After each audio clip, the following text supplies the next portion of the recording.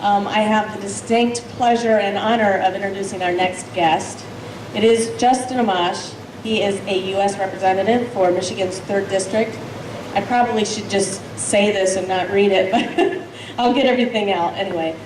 He is a steadfast fiscal conservative with commitment to transparency, and I might add, very, very constitutionally based. He has a record of, puts a record of his votes on Facebook, many times from the floor of the U.S. House, or of the chamber, as it's happening. He ran on a platform of pro-life, less government, lower taxes.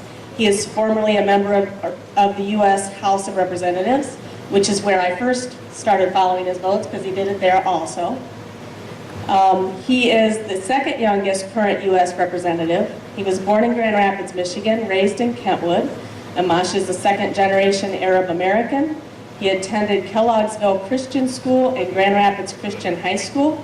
He graduated from the University of Michigan, magna cum laude, with a BA in economics, which shows, by the way, and earned his JD at the University of Michigan Law School in 2005, and in October 2010, Time magazine named Amash one of its 40 under 40 rising stars in U.S. politics. I could not be more proud of this young man, and I'm so happy he's here, and I think it's an education. That's all I can say.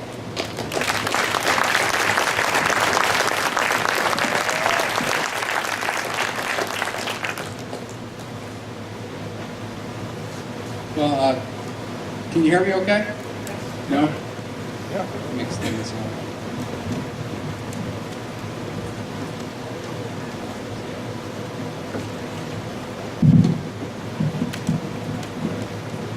While he's working on that, it's interesting to note that we have the youngest member of our delegation and the oldest member of the Republican delegation.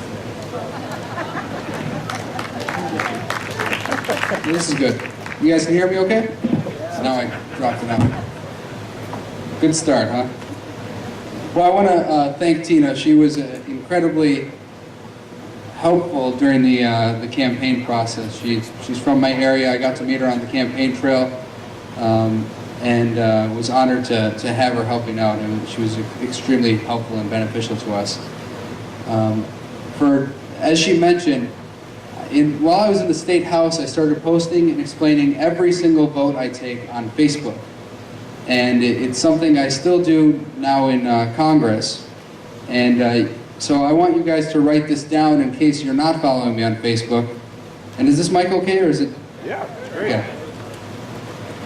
It's facebook.com/Rep Justin Amash. And I want you guys all to check it out. Even if you don't have an account on Facebook, you can still go to that website and see all of my votes, all of my explanations. And I think it's really important that you see this, because what the media presents you is not the whole story. We're seeing only, the media will present only 25 major votes during the year. And from my experience, they're not covering the stories completely accurately. And I don't think it's always intentional. I think there are times when they're not grasping the full story, and that's where going to a Facebook page where I can explain the votes is extremely helpful. It's been an interesting start to Congress. As I often tell people, they're finally letting me in the door at the Capitol. For about 2 or 3 weeks, they would tackle me whenever I got near the entrance, because they assumed I could not be a member of Congress. There is someone younger than me, but maybe I look the youngest, I don't know. But they would, yeah, security guards actually tackled me one time. And, and I told them I was a member of Congress, and things were fine after that. So now they're letting me go, and things are going pretty well. Tim, I talked about the budget, and I want to say that I am very honored to be serving with Tim Walberg in Congress. He's an outstanding congressman. I'm so glad that he has a chance now to come back after facing that difficult election last time around, to come back and do what we all need him to do. And that's to be a strong conservative, and he's been that. So I want to give him a round of applause.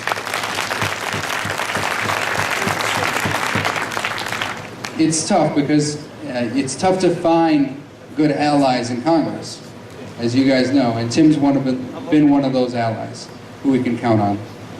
And I want to agree also with his point that he made about all of us being on the same team.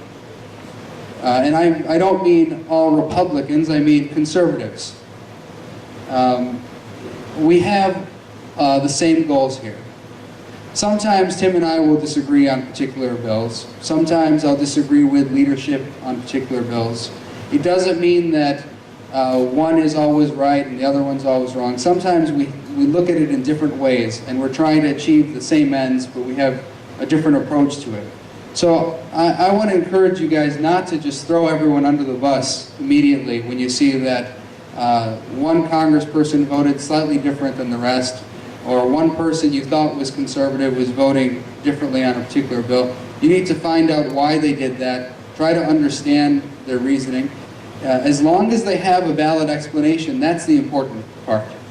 The important part is that they have a justification for what they did, and it's a justification that moves us in the right direction. They have a conservative justification for it. So I think that's very important. During this budget process, as you know, we have a $1.65 trillion budget deficit. And we were presented with an original budget that for 2011, which was finishing off the Democrats' budget because they didn't have a complete budget for 2011. That budget cut $61 billion over 7 months and $100 billion annualized. From my perspective, that was a good cut. It was a cut that we could support, and Republicans supported it. Unfortunately, it didn't pass the Senate, and so the president didn't sign it. Then we went to this short-term budget process. When we got to that process, we were presented with a budget that cut, essentially, if you look at the budget, cut $4 billion over 7 months and expired after 2 weeks. So it was at the rate of $4 billion over 7 months, but it expired after 2 weeks. Well, that's only $133 million a week. That's a lot of money for an individual, but in the scope of the federal government, that does not add up to a lot. If you take our $1.65 trillion deficit and you cut $4 billion from it, you still have a $1.65 trillion deficit. You have the same exact number. It's a rounding error. So if we want to get serious about cuts, we need to actually cut spending in a significant way. And so I oppose that first continuing resolution. I was one of only 6 Republicans to oppose it. And then on the second short-term budget, a lot more Republicans came on board and decided, you know what, we think that this is not the right way to do it. But we have to get serious as a party about these cuts. We have to get serious about reducing our deficit. And if we don't, we're going to find ourselves in a really bad spot down the road. It can't always be about the next election. We have to think about the long-term future of this country. And unfortunately, there's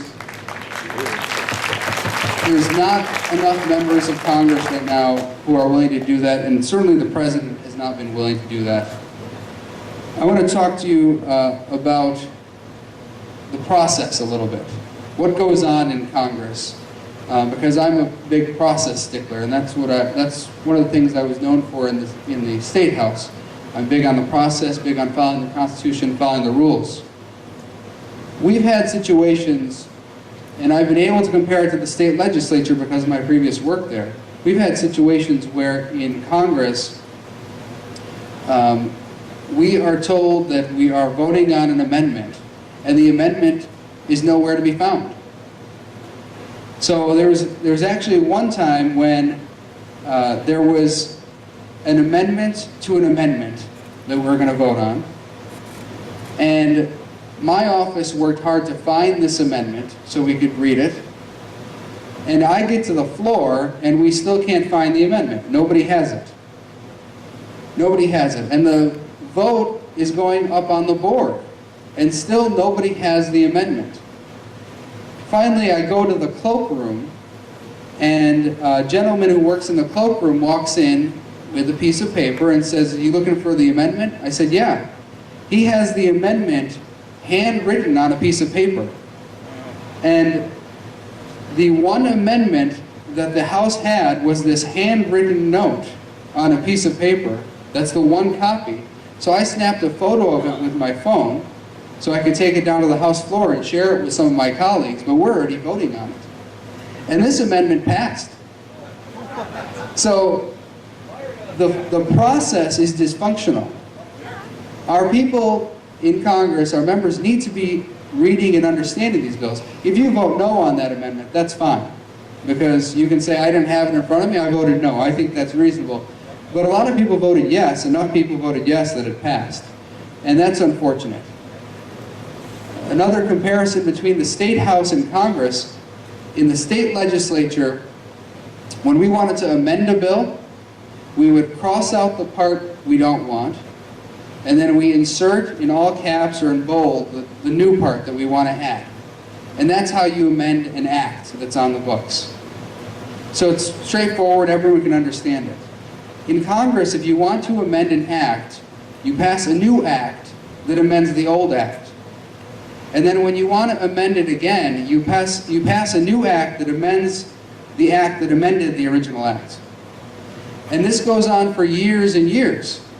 So there was one situation where we were being asked to vote on extending a sunset date on a particular act.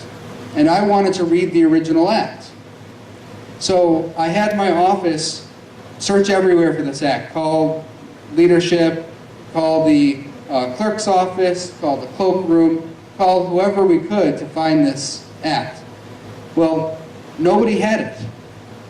And the response we would get, and I was there while one of my staff members, my deputy chief of staff, was on the phone with someone. I was there when he was asking someone who should have this original act, said to him, "Well, why does your boss want that act?" And then my staff member said, "Well, so he can read it." And the response back to my staff member was, "Well, why would he want to do that?" "Well, I want to do it so I can vote on it. That's why." And this act that we were trying to amend can't even be found on Google.